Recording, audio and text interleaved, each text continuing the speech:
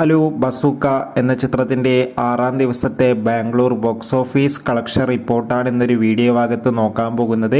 വീഡിയോയിൽ മുൻപ് video like ചെയ്യുക, ചാനൽ സബ്സ്ക്രൈബ് ചെയ്യുക. ഏപ്രിൽ മാസം അങ്ങോട്ട് ധാരാളം ചിത്രങ്ങൾ OTT റിലീസ് ചെയ്യും.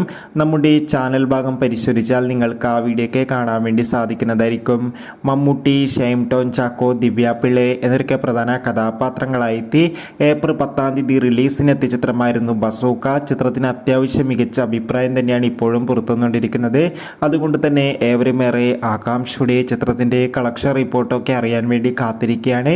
ഫൈനലി ബസൂക്ക എന്ന ചിത്രത്തിൻ്റെ 6-ാം ദിവസത്തെ ഏറ്റവും പുതിയ ബാംഗ്ലൂർ ബോക്സ് ഓഫീസ് കളക്ഷൻ റിപ്പോർട്ടൊക്കെ പുറത്തുവന്നിരിക്കുകയാണ്. അത്യാവശ്യം ഒരു ബുക്കിംഗ് ആണ് ഇന്ന് ബാംഗ്ലൂരിൽ നടന്നത്.